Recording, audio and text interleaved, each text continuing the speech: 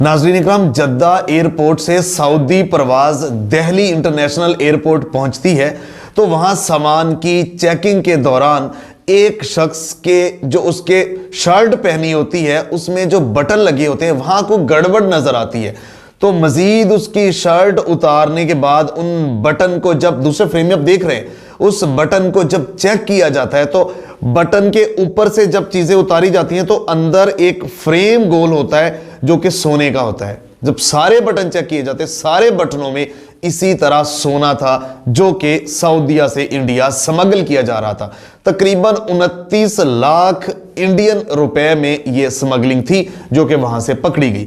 अच्छा, दूसरी एक और स्मगलिंग, ये भी जद्दा एयरपोर्ट से कुवैती एयरलाइन थी, वो भी दिल्ली इंटरनेशनल एयरपोर्ट।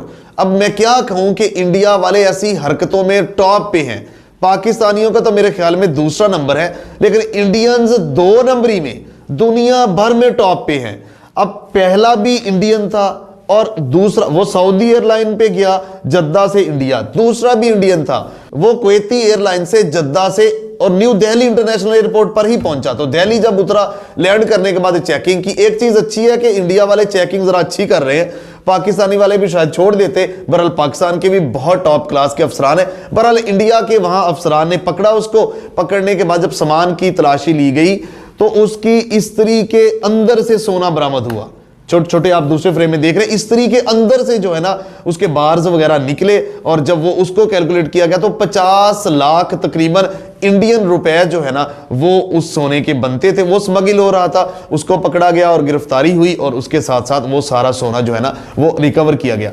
अब आपको बताने और कहने का मतलब ये है कि अगर आपके पास सोना है तो उसकी रसीदें वगैरह साथ रखें और ओरिजिनल काम करें। इस तरह 2 नंबरी वाले काम ना करें, बाद में आपकी और आपकी फैमिली को जो अजियत उठानी पड़ती है, आपके बच्चों को आप सोच भी नहीं सकते। वक्तन तो आप खासकर इंडियन फिल्मों से इंस्पायर होकर ऐसी हरकतें कर लेते हैं, उसके बाद जो थप्पड़ लगते हैं और उसके जो जिंदगी के, बल्कि मैं कहता हूं कि सिक्योरिटी फोर्सेस के जो थपेड़े पड़ते हैं तो आपको जो है ना नानी याद आ जाती है। तो मेरी ये रिक्वेस्ट है कि आप कम से कम ऐसी हरकतें ना करें जिनसे आपका और आपके मुल्क की दुनिया भर में बदनामी हो और उसके साथ साथ आपकी फैमिली की बदनामी भी हो।